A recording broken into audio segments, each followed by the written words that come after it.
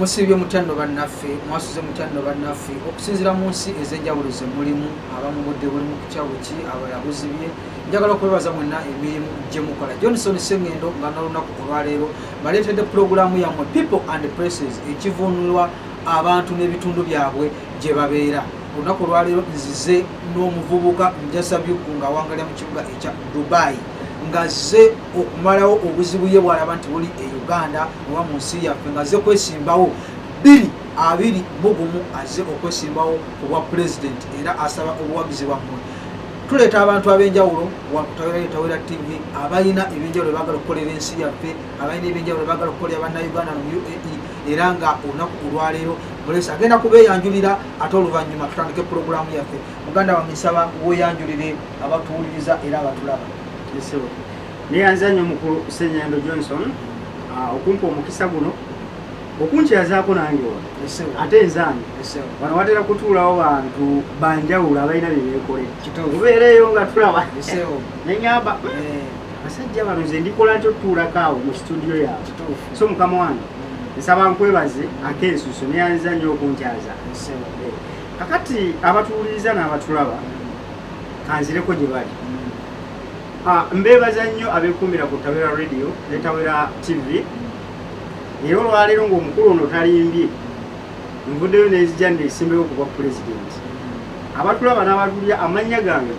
nze Kabiito Aslam. Nazaalibwa mu disitulikiti y'e Masaka gye nafubutuka munnange nzija ne ntabaala mpula era bakadde bange n'olwaleero gye bakyawangalira kakati twagala tutandikirewo bwe tutongera mukulu Aslam Kabiito bw'ayogedde amaze okubeeyanjulira yazaalibwa era nga munnayuganda mujjukire etteeka erisooka okwesimbawo e Uganda okubeera pulezidenti oba ku kifo kyonna tekuba nga oli munnayuganda. Naye njagala tutandikewo pulogulaamu ey'olunaku olwaleero naye nga pulogulaamu eno esponsoringiddwa abaganda aba Freight Cargo Service era nga mukulu Ronald Byakashaka nga asangibwawo Almamza Gate number 7 ajja kubanga mwenna wega kutambuza bintu ebitwala Uganda ku bikolotya ku mazzi ku nnyonyi container full container byonna ajja kubanga abikolerako era mutuukirire ajja kubanga akolerako ebyokusuula na byonna byowulya byoyagala nga gwe munnayuganda wangalira no mu UAE. Program tandise bwe tuti muganda wange Kabiito omuntu wagamba Kabiito yaani kubanga ozze ekifo kyozzeemu kifo kikulu ozze okwesimbawo ku bwa pulezidenti 2021 soka weyogereko amannya go gwani era nga bwenkyogedde mu kusooka amannya gange ngaddamu ogwokubiri nze Kabiito Aslam. Nazaalibwa omwami Sulaimaani Muteesa n'omukyala Aida Nakitto mu Masaka district gye nasibuka ssebo. Mu bufunze ntandika okusoma kwange mu kitundu bakiyita Mukopo era kiri mu Masaka district. Awo nno ntandikira primary 1 olwava awo ne neeyunga ku primary ssomero ya primary ddala baliyita New S Foundation School gye namaliriza ekibiina kyange ekyomusanvu. Saalwa nenjoyininga Kasasa Progressive Ssebo eyo nagisoma senior 1 senior 2 era olwavaayo nengenda negatta ku St Benedict Secondary School nalwo liri mu Mukopo era mu Masaka district. Saalwa awaawo nenzija negatta mu 2007 negatta ku Kasana Town Academy essomero lisangibwa Luweero Sanandi uli asomero ly'amaanyi. Wenavaawo nengenda negatta ku Luweero SS mu siniya ey'omukaaga gye namalira ebigezo byange bya LF. Akati Saalwa mu 2029 negatta ku Kyambogo University gye namaliriza emisomo gyange egya digiri. Nasoma education in secondary. Ndi musomesa mukugu mu secondary education. Bane mumude mukulu Aslam Kabiito. Kakati mukulu Aslam Kabiito lwaki ozze ku kifo ekikulu bwe kityo ekisinga mu nsi yaffe obunene n'otatandikira oba ku LC5 oba ku MP oba gwa kansala lwaki olonzeewo kujja ku bwa pulezidenti? Mukulu Johnson Sengendo abantu ekyo ekibuuzo si gwasuuso kimbuuza abantu bangi bazze bambuuza ekibuuzo ekyo okuva lwe na introducing my idea to the public bambuuza why of all positions ngera exactly bumbuuziza kakati ebbanga lyennekkaaniriza Uganda ensi ya maama ne kitange ntunudde nga ewandu owasibuke ebizibu byonna obo ebirungi n'ebizi ebiyamba bannayuganda n'ebitabayamba byonna bisibuka waggulu wali ku kifo ekyo okusinziira ku political system ya Uganda nga bwenjirabye nalina rights era nalina ready okwesimba ku bwa chairman LC1 mukyalo mwena Jenazali e Masaka Mukoko naye natundula nga tewajja kuba positive impact era ku bukulembeze bw'eggwanga nalina butereevu kugenda ku kifo ekisinga obunene yewasibuka orders okusinziira ku byenzenda babitambula bwe bagamba nti orders from above omaziva wani wa president kakati nze ebisobye n'ebitambudde obulungi njagala kujja kutereeza okay okize mu bulungi kakati tulaba nti ensi yaffe nga Uganda erina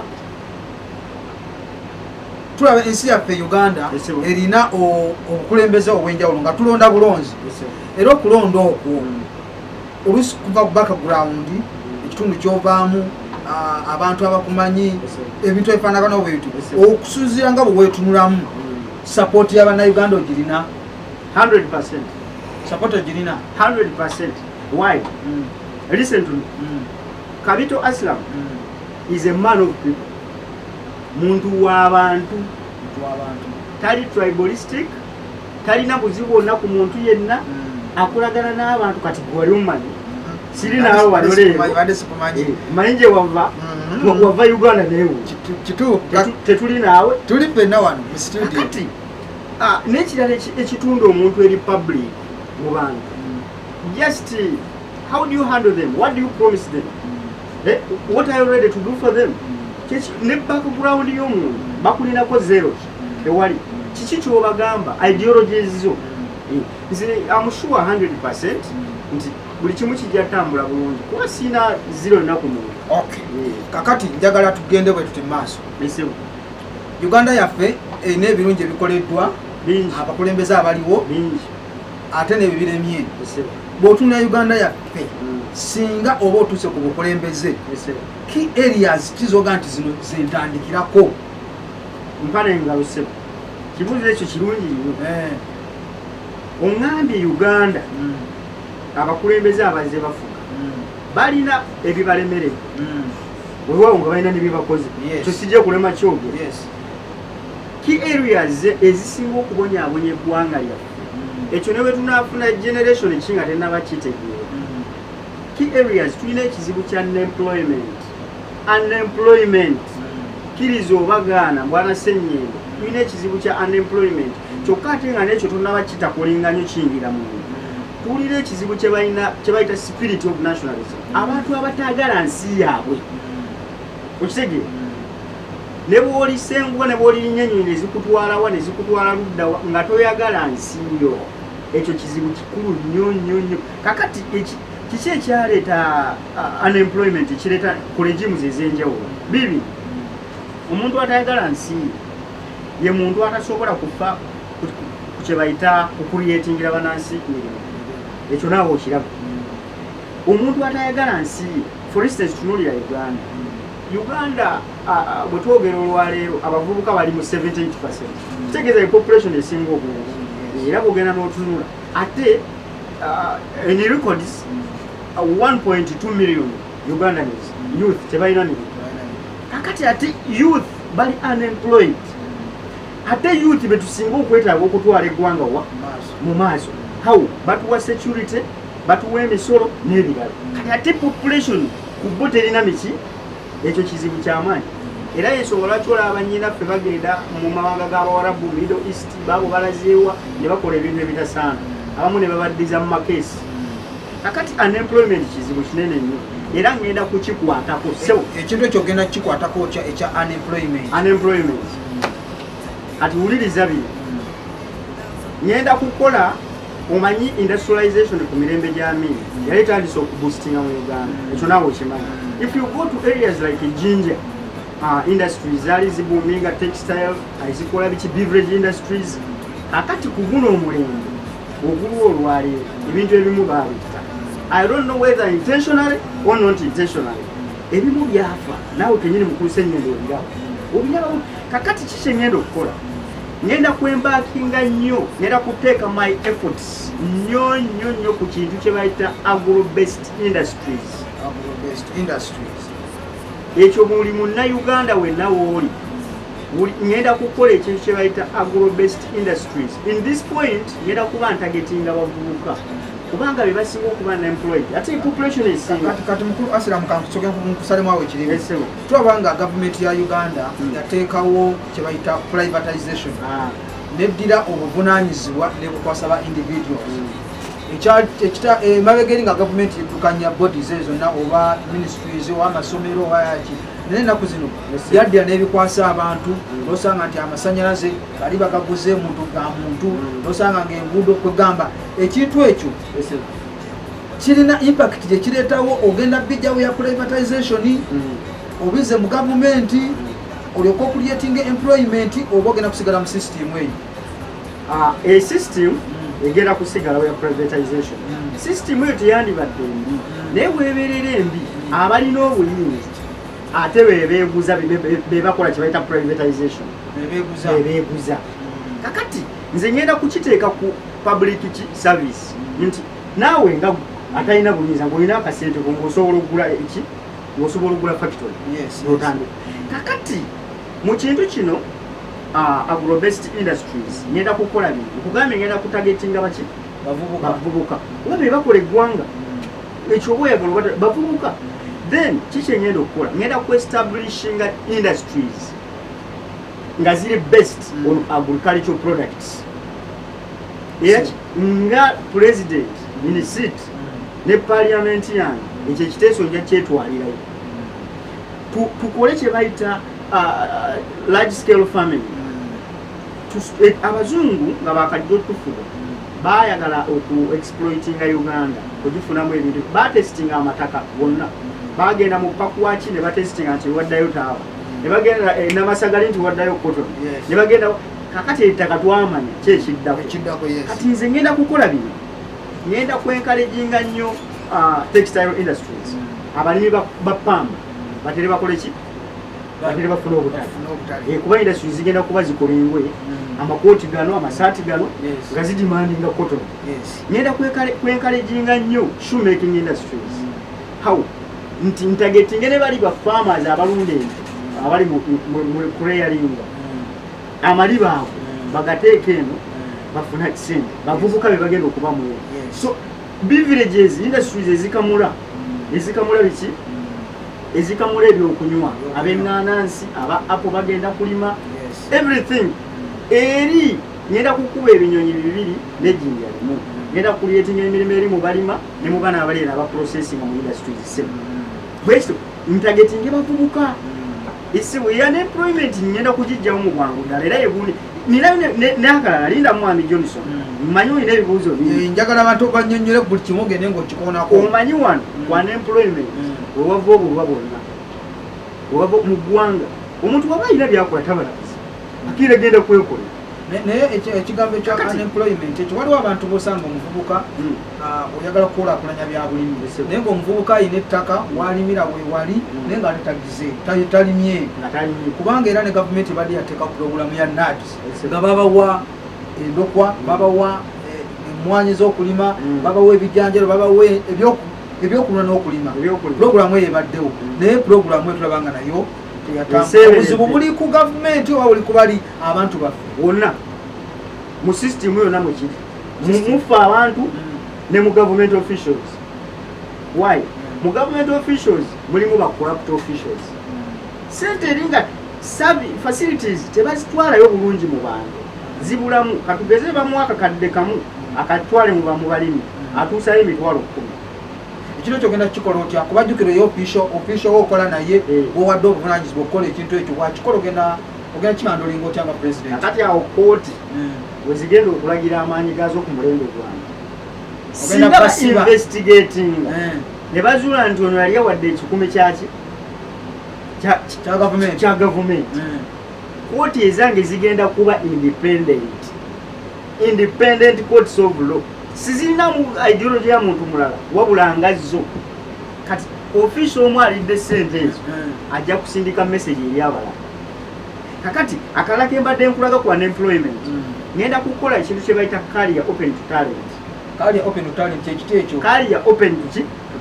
talent. Kakati mu mirembe egyedda kankuzeeyo katono emabega ewatandikira European history omusajja bamuyitanga Napoleon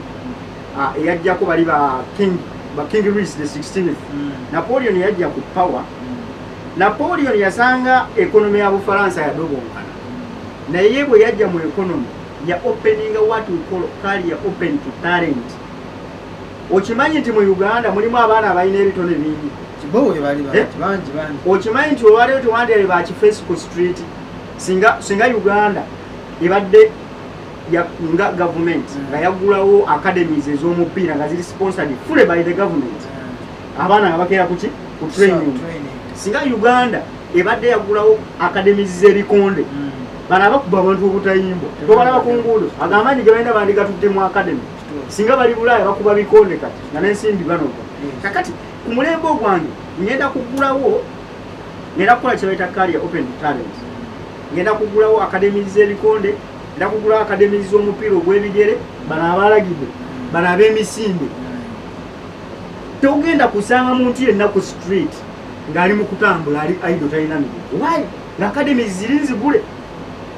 Ekyokusatu okutakolinga the problem of unemployment. Nkikulaga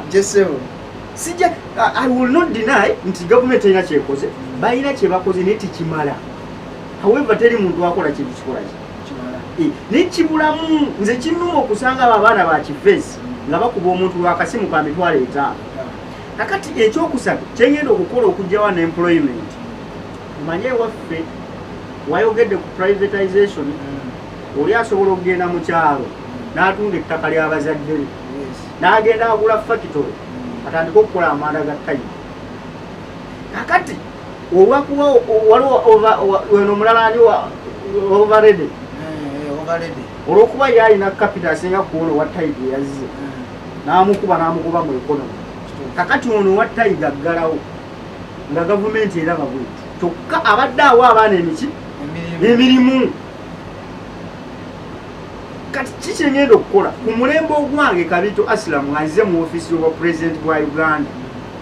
ngenda kukola kye bayita support, ngenda kuwa support the infant industries ezitandika zireme kuggalawo kubanga tuba tukyazeetaaga. Why? Bawa bana Uganda emirimu naye bagenda ne baggalawo kubanga emisolo minene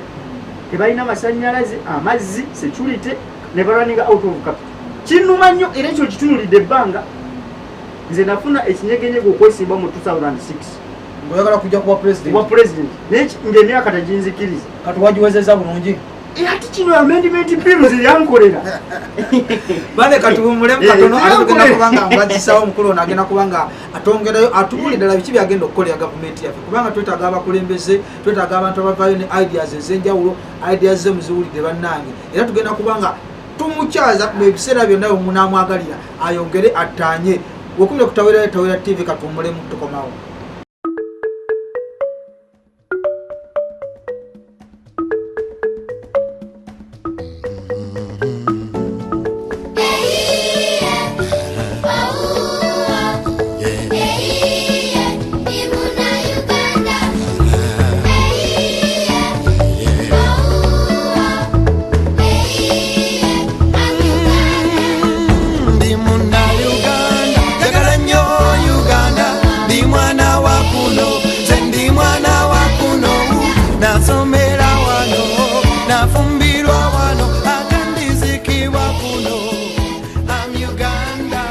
Mukulikeyo mu luwummula olutonotono bwe luto era tugenda kutandikayo tukomye. Mujjukire twabasaba tubategeeza tugenda kuba tubaleetera abantu wano abawangalira mu UAE abalina endowooza ez'enjawulo abalina ebaagala okukolera Uganda yaffe abamu baagala kubeera ku byabusuubuzi abalala baagala kujja kuba pulezidenti abalala baagala kwesimbawo era naye bw'obeera ng'oli oyagala kwesimbawo ku bwa kansala oyagala kwesimbawo ku bw'MP oyagala kukola ki jangu tulina platform yo oyogereko eri eggwanga tutandika okunoonya akalulu otandika okweteekateeka abantu bakutegeere era olunaku lwaleero muganda wange ali wano bamuyise Kabito ye ayagala kuba pulezidenti kati abali mu UAE ekifo ky'obwa pulezidenti kukirekero n'abala mugende ku bwa MP ku bwa kansala bamugendako kuba president yetu amaze ddo omufuna wano era se muganda njaga tugende mu maaso mbonyonnyola abantu ku kigambo kya unemployment. Omanyi Uganda yaffe ebintu biwerako ebigitawaanya bituyinza okulowooza byonasalira amagezi omuli unemployment, insecurity, ebintu ng'ebyo, corruption,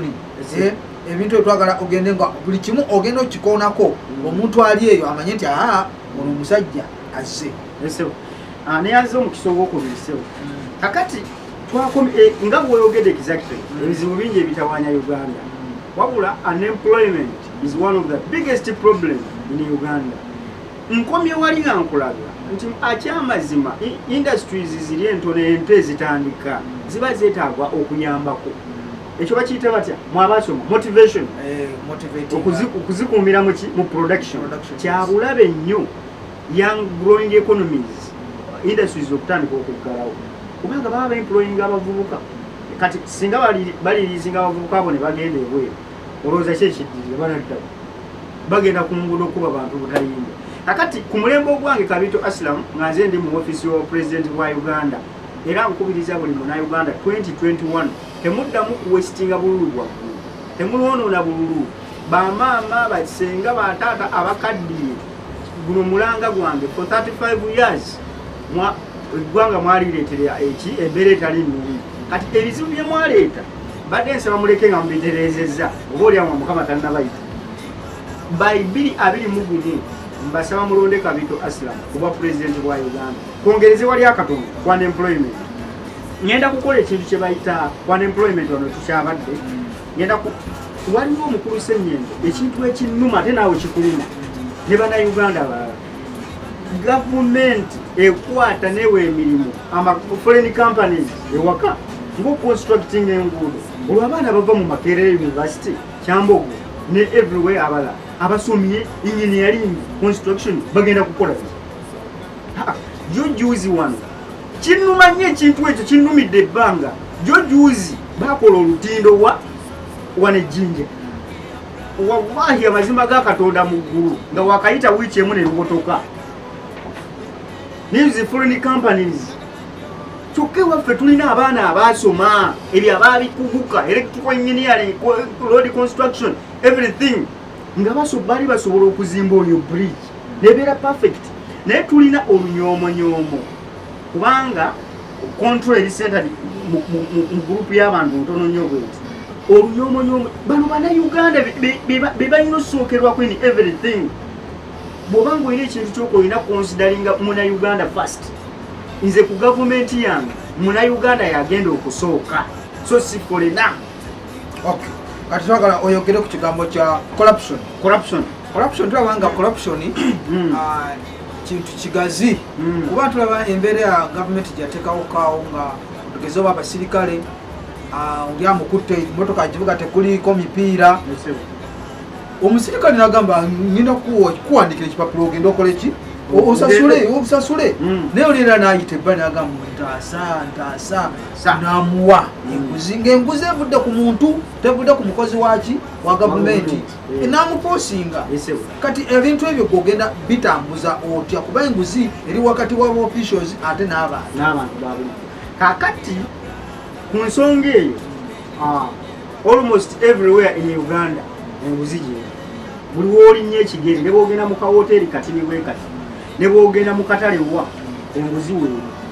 kakati mukulu Ssennyendo wano wenkugambira nti nga kooti za Uganda abali mu judicial system balina omulimu munene nnyo ogw'okukola olwaliro bakwata omuntu ng'ali enguzi ne bamutwala mu kooti nemuwa beyiro ebyo nze binyizizza ebbanga kooti nemuwa beyiro olwaliro bakwata omuntu nti yali esente za Global Fund ne bamuteekayo ewiiki 2 ne bamala ne bamuta naye yali abuwumbira buwumbi ebyo binnumidde ebbanga okuva ebbanga lyonna sinsi nzize entunula ebintu ebyo buli wembirowooza n'omutwe gunnuma kati ebintu ebyo kiki kyengenda okukola I'm going to establish an independent court of law that is not based on orders from above. That is what I'm going to do on my regime. And that, if you are going to like that, Yes. it means your government is going to be sort of, what can I say? A dictatorial government? Yes. No. Because you might follow those procedures, yes, and the court maybe is supposed to be given a bail. Yeah. And for you as a president, you feel that he's supposed to be punished there and then. No. Senyendo, listen to me. Suppose someone has murdered someone. Suppose you are the judge in the court. Oriasa ori. Kati gunta puti. Kakati court esazeewo gandi okusinziira obujulizi obukyaliwo omukulu ono tetunakakasa bulungi nti yasse omuntu agenda kunoonyerezebwako oluusi bamututtemu kebera mutu bye bagenda nga bawanvuya naye ng'ate gwola omuntu yamusse baga pulezidenti ojja kubaga nti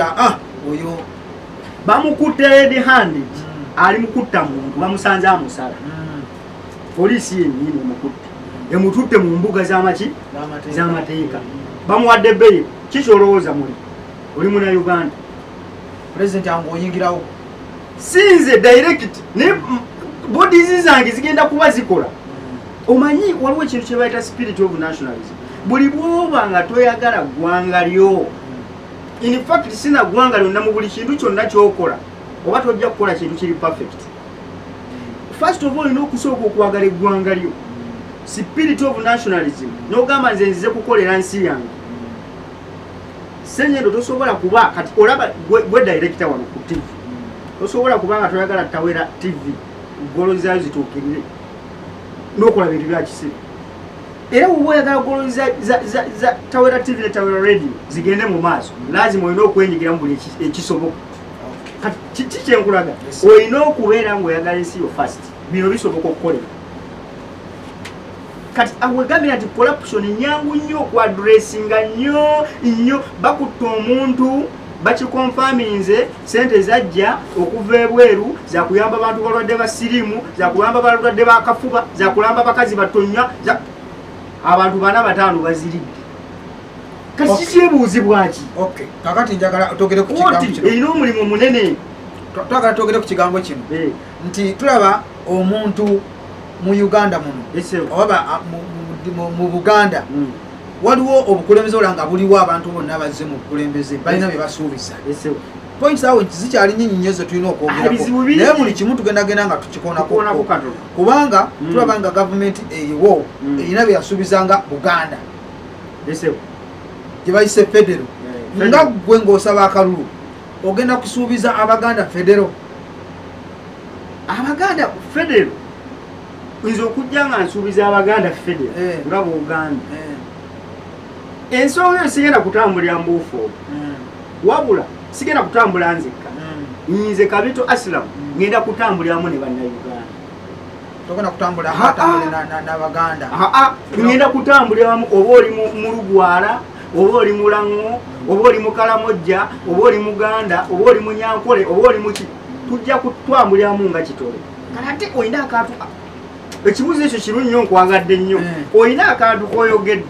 nti federo onootambulira federo does not mean Uganda abaki abantu ekimu bakikonfusinga okukatiza ku nsonga ya federo manyi tulaba mu Uganda waliwo kyetulaba nga obukulembeze oliwo obutandikira nze ndaba nti obukulembeze bwa Uganda bubeesinze nnyo mu central era singa central katugeze nga tugambe particularly Buganda Kingdom ne blessinga president ababeera president other parts other regions zonna zikaminga in is supporting naye ng'ate Buganda nga yo erina kyeyagala eyagala federo era federo tulaba nga yatukolerako ebintu bitulaba nga ebikozi byabikola bulungi nga gwe agenda okujja kuba president ensonga ya federo ogenda gyadwesinga otya neyanza nnyo omukulu Senyonyi ensonga ya federo nziramu okikkaatiriza kino abantu bangi bansisinkanye bambuuliza ku nsonga eyo simanyi lwaki bagikulembeza nnyo nkulu mazima nkulu naye bw'oba otunuulidde infact nkulu obeera oba otunuulidde ensi nga zikirimaanyi tunuulire America erina systems bbiri erina federal system ne republican nti waggulu ku masaza gali gerina 50 waggulu eriyo president naye ate bokka mu masaza gaazo ga California, ga Ohio, ga Chicago, Washington, bw'otuukayo balina ba governors, balina ne ba senators, balina ne bali abagenda ne bakiika mu eri parliament eyawamu, House of Representatives. Kakati nti president abaki omu nga kulaba n'ensi United Arab Emirates. Kakati federal mu Uganda abantu majority baji misinterpreting. Oli bwagamba federal mu Uganda abasinga bagamba Uganda eyagala federal. Okimanyi? Nesi bwe kiri federal oli bwagamba n'agikusaba federal buli muna Uganda yenna waali aba ayagala federal. Era kino nkisaba bana Uganda nti buli muna Uganda bwogamba nti njagala enfuga ya federal tolowooza nti bagamba Buganda wabula buli muna Uganda yenna aba agyetaaga kubanga tegenda kugasa Buganda eri mu central kati waliyo northern region tulina eastern region eri mu Basoga tulina eri wansi mu Ankole federal bagamba kukutula bufuzi bwa bitundu buli kitundu eky'obugagga ekirimu kibenga kigasa kitundu ekyo kati tekitegeeza nti bagamba federal mu Uganda Buganda yagala federal no abantu bakimisinterpretinga bubi naye ndowooza era federal egabibwa abantu abeetegese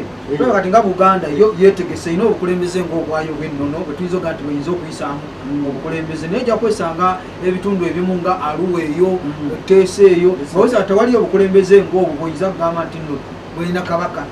bwayinza oga nti wano bwe twogera kino ate muwulirizaamu obukoosi yogere kituufu mu buli region amaanyi tegasobola kwenkanaga abakulembeze ne bwoliragawa era wabayo asinga kakati kuzino kingdom zonna Buganda erinako enkizo yemazima twogera amazima era that's why bagamba mu Buganda yagala federal kati nga nze president ajja mu 2021 sigenda kugamba nti ngenda kuleeta federal oba ngenda kugigaana wabula kino kigenda kuba kirowoozo ky'abana Uganda bonna nze mpeereza buweereza agenda okukiikirira ebirowoozo by'abantu bwe banaagamba nti federal nga tugaa nti eastern region ebyobugagga ebiriyo bigenda giyambako wabula bwe tuzuulayo ekyobugagga ky'omu ttaka ekyo kigendako ne mu central gavumenti eyawamu eyamba ku bizibu nga oba wazzeewo tugeze entalo waguddewo omuyaga gusudde amayumba kakati tulaba nga gavumenti yaffe mulimu ebintu ebikulu bye tulina okuteekako nnyo essira omulaka tuyinza okwogera ku bigambo by'obulamu tuyinza okwogera ku bigambo bya education kubanga ensi etalimu education ensi etalimu bulamu ne security bintu bikulu nnyo kuba omuntu osobola ofuna emirimu naye nga security yo teri assured tosobola genda ku education okusoma nga security yo teri assured tosobola genda kufuna bujjanjabi nga security yo teri assured kakati ku bintu ebyo security ne education ne health njagala ojogera kubanga n'abakkiriza mu ddiini ez'enjawulo kati nga bakkiriza mu Bible oba ne mu Quran Nabi Muhammad ne Yesu Kristo bajja n'ebintu n'abatuleeta eddiini mu Uganda bajja n'ebintu bisatu baleeta okuteekawo eddiini bateekewo essomero ebyokusoma then ate n'ebyobujjanjabi ati ebintu ebyo byogerako amawali mangi bagazimba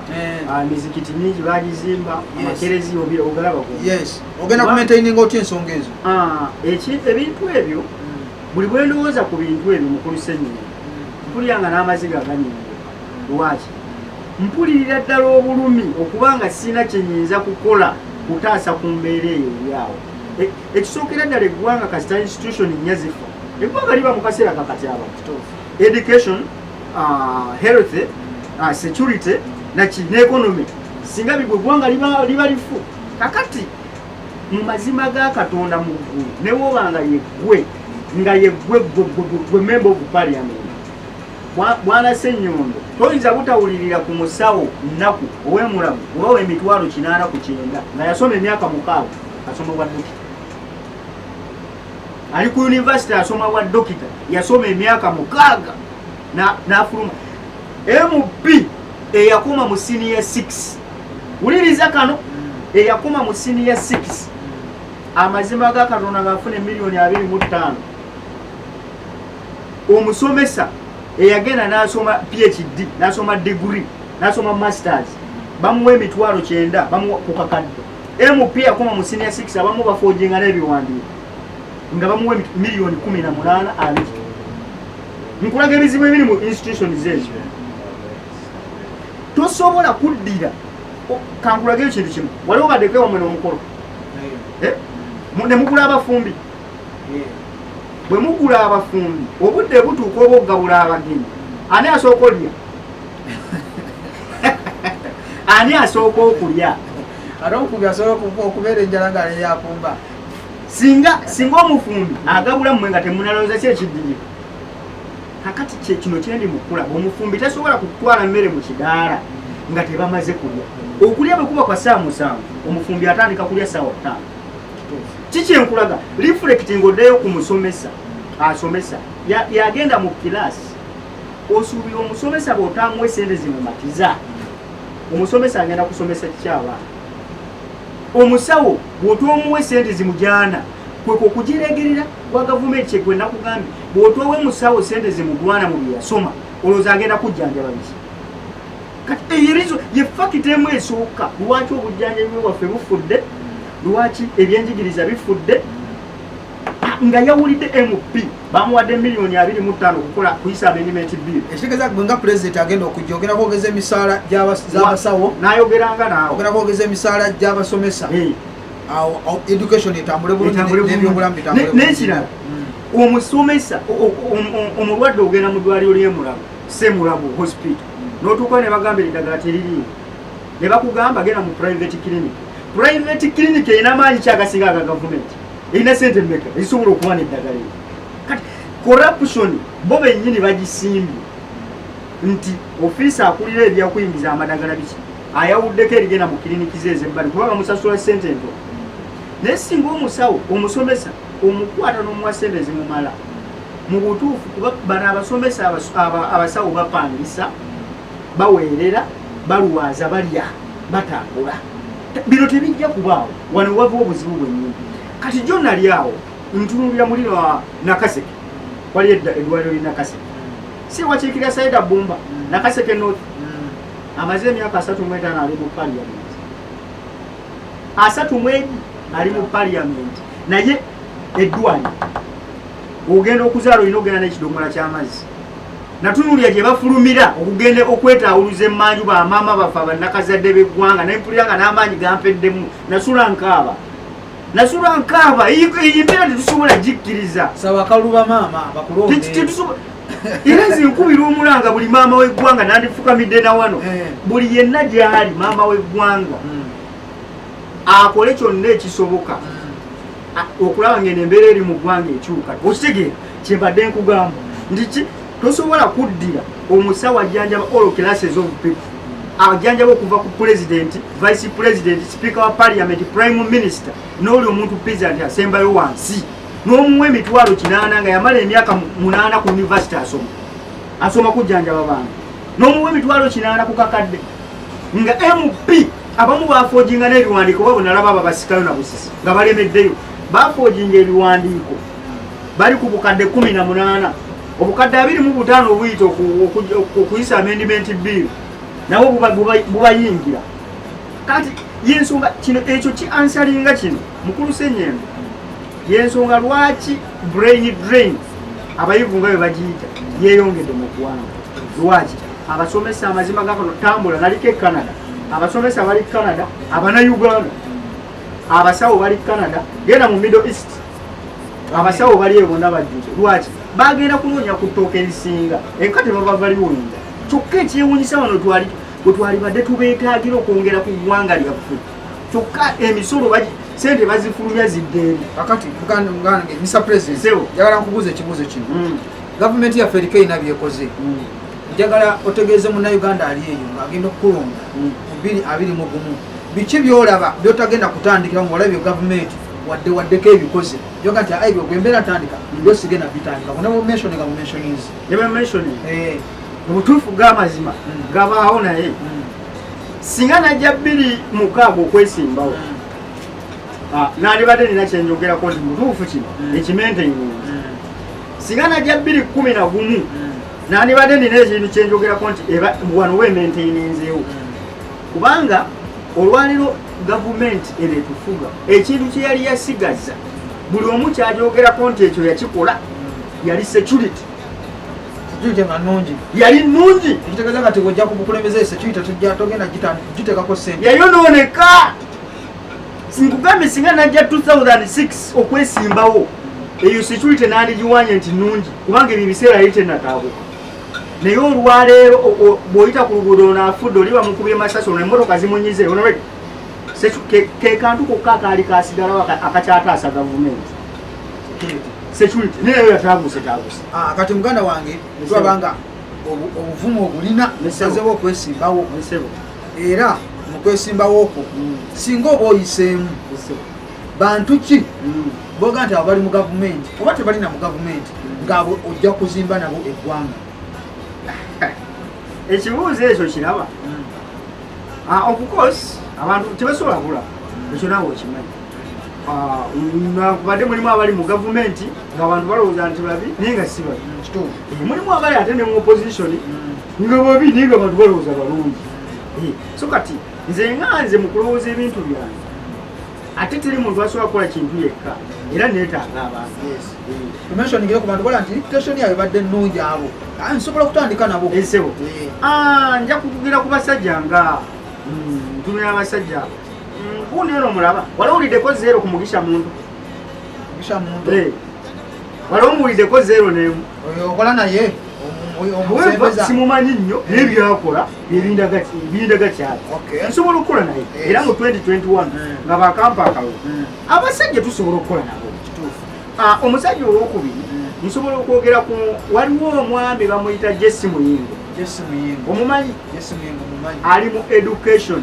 akiikirira bamunaanika mu parliament ye minisita ow'ebyenjigiriza oba byawansi oyo omusajja nkola naye nsobola okukola naye musembezi mulimu abasajja abafiire eyo abasirifusirifu mulimu abasajja Bobi Wine naye nkola naye Bobi Wine ate naye ogenda kukola naye nze nzize kukulembera Uganda sina bukyayi wabula nzize kukulembera Uganda bantu bagirimu si kubawala nabula kubaagala Bobi Wine kiki omwagalako kyola nti ayinza okuyamba Robert Kyagulanyi omulaba tulinayo tutuuka nga tulina ideologies zifaanana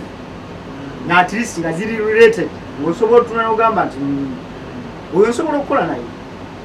nsobola okukola naye omuntu omulala gwe nsobola okukola naye nsobola okukola ne Lutamaguzi olwowe Nakaseke South oyo nsobola okukola naye lwakuba nti abantu akuba ne mu politics mulimu kye bagamba politics is a data game and mu politics oli kiba kizibu ogamba nti mulimu political godfather ogamba nti nja kwesigamanya nnyo ku gundi nsobola okukola nabo naye nga mbawokingira then waliwo netamala emirundi esobola okukola naye tamala nsobola okukola naye tamala emirundi musajja omugezi omu ku basajja abagezi naye lwakuba nti yajjamu games ziziko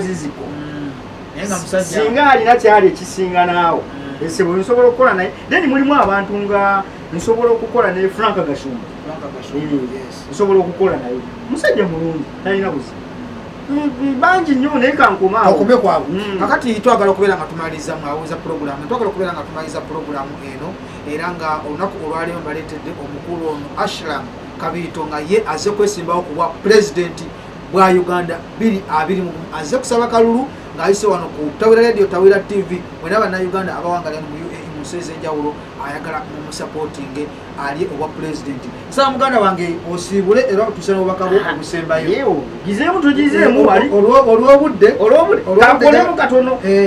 mpozi wangabe abantu benyinza okukola mu Uganda mokka oyinza okubeera kale katugende naawo ba president kiba oyinza okugamba nti president ow'ensi eno oba mu Africa oba mu nsi eno owegomba oyinza okubeera nga bw'otuuka mu bukulembeze ojja kuba omwebuuzaako oba abeere mukwano gwo mu bigambo by'obukulembeze kakati mu Africa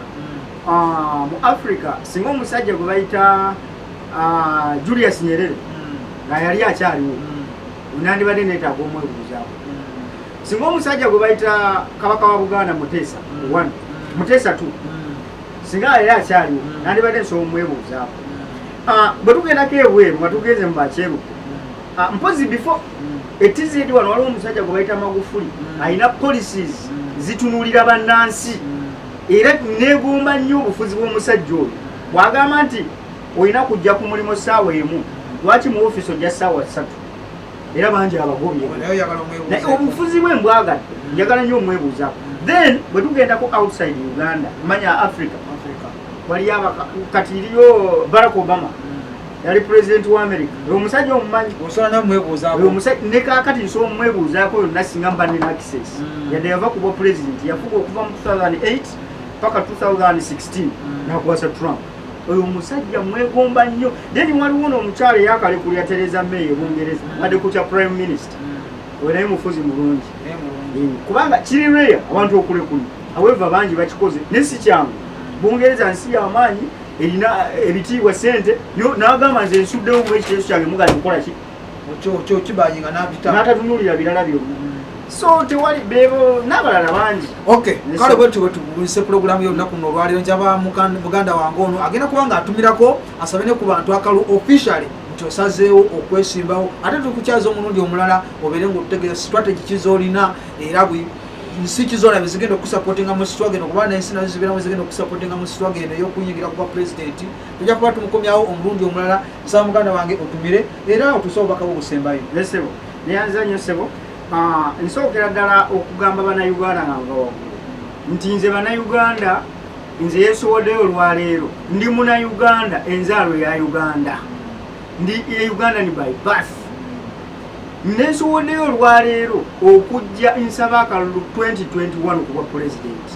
kubanga eggwanga lyange njagala kulikyusa ndinga ggwe omuntu owa bulijjo nfaanana naawe why nyigirizibwa emisolo ntambulira ku nguudo embi enguze enkosanga bwekukosa nfuna obujjanjabi obubinga bw'obufuna education system enyigirizanga bwekunyigiriza kubanga eno gye balekawo eri job seeking than job creating amalwaliro gatukosanga bwe gakukosa everything sina kyenyiza kumenya na kyesimenya byonna binyiga so it's time ate mu abaana abasomye Obama yatugamba it is you the young fearless at heart the most diverse and the educated generation in our history who the nation is waiting to follow abavubuka mbagamba mwe musinga obungi mu ggwanga mwe musinga obungi mwe mukola Uganda ennene kati it is you the nation is waiting to follow ne muli ready to be followed by the nation eggwanga eryenkya lirinze mmwe mugenda odiyimirizaawo it's high time mwesukiremu mulonde omuntu gwe mulaba agenda okwongerayo eggwanga temwetuulako tukoze ensobi emyaka gyonna egiyise tubaddeyo nga tuziraba tusirise abavubuka 2021 towestinga akaluluko kwata ballot paper tikinga Kabiito Aslam wa president w'eggwanga Uganda kekadde twenyigire mu kukyusa eggwanga lyaffe tewali mulala agenda kutukola ki kutukiikirira bemmwe bennyini nkuzeemu nenkugamba Barack Hussein Obama yatugamba it is you the young fearless at heart the most diverse and the most educated generation in our history who the nation is waiting to follow kati mwe muli ready okuba followed by the nation era bwemuddawo ne mutuula temubanga bajjajjaffe ate bajjajjaffe nabo nina akalowoozo kaabwe akasembayo bajjajja you did a mistake for 35 years naye Mukama tubadde tusaba nga tannaba bayita muleke nga mutereezezza eggwanga abazzukulu bammwe kwe bagenda obeera nga beeyagala n'abazzukulu abalala balizaalibwa gye abakaya abakyala ebizibu ebifeesinze abakyala mubiraba tewali bingi birala it's high time Obama yatugamba we should do everything we can to make sure this country lives to our children's expectation tulina okukola buli kyonna ekisoboka so abantu abatukulembera bo baalaba ne bagamba mu politics is just the art of preventing people from involving in affairs which concerns them properly kati bwekyo kyebazanya they prevented us from politics for several years before nga tuli out of it ne twazuukuse ku luno tuzuukuke nze ngenda kukola na buli muntu ali already okutwala eggwanga mu maaso so mukuluse nnyendo nenze nnyo okunkyaza kutabira tini nsiime nnyo nsiimiridde tumira ku bantu bo oyinza kumentioningayo obwanga president oba tolina abantu bagenda kutumira bona atumira abala bananyiiga tumira kubasoboka nze ndi muntu w'abantu sebo oba oli anyiiga mba simujjukidde bukituufu ate sisobola kutumira Uganda yonna oba mukwano gwange bulala okuva mu nsi yonna bona ne mbamalayo wabula nteeka okulondamu abalala bakiikiri abaki na buli gwe situmidde akole ki Nsookera ddala okutumira mama wange yanzaala omukyala Aida Nakitto oyawangalira mu Masaka district. Nenzizaako omwami Sulaiman Muteesa taata wange awangalira mu Masaka district mwagala nnyo. Nentumira waliwo nawe kenyini nkutumidde sewo olwoga nti sikwagala. Nentumira omwami bamwita Kyasankude Gracious oyo ntawanye naye ebbanga ddene. Omwami we yazaalibwa Bulemeezi ntawanye naye ebbanga ddene mpaka nakati muleseeyo. Ntumira omwami gwe bayita Frank Gashumba musajja oyo nationalist mulungi. Nze buli muntu yenna ayagala eggwanga Uganda ntumira badokita Besigye bonna mbatumira. Elias Lukwago Namboze buli omu yenna mutumira mu kiti kye. Bamedadi Lubega Segona ntumira Alan Sewanyana ow'emashini zaake bonna ababadde mu struggle bonna mbatumira. So ekyo kyokubeera ku nti nze nzija kuba president naye eriya ajja ekyo si ensonga kuno kutwala Uganda mu maaso. Barack Obama we yakuba McCain akalulu McCain yajja n'amusika mu ngalo. So kati ntumidde na buli muntu yenna wesobodde kutuukako. Waliwo sister wange Masaka bamuyita Saidat mutumidde nnyo n'abalala bonna buli gwesobodde kutumira. Mpozi waliwo omwami bamuyita Semwanga Steven ali Luweera awo naye mutumidde nnyo mugezigezi. Waliwo omwami bamuyita Amawejje Frederick, waliwo Kato Joseph, waliwo omwami omulala bamuyita Musa. Omwami oyo yanyambako nnyo. Yaŋŋamba musajja gw'olina potential jangu ovuganye bonna batumidde yakuzaamu amaanyi ne President Museveni mutumidde. Kyagulanyi Center namutumidde nze sirina mpalana ku muntu wabula nze nze kutereeza ki kutereeza gwe ntumidde President Museveni yebale otukalakata emyaka 3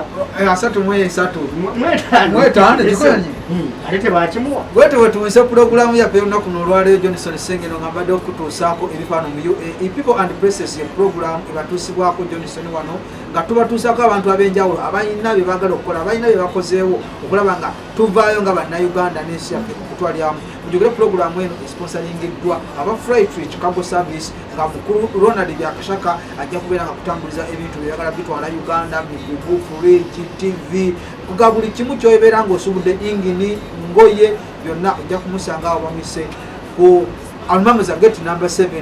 awe kampani yawe tambuza bulungi nnyo bantu beesigwa era bajja kuba nga bakolera bulungi bizinesi yo esobole okutumuka n'okutambula obulungi maaso. Naye nga twagala okubategeeza nti nno ennaku z'omwezi 15 omwezi ogw'okumi tugenda kubeera ne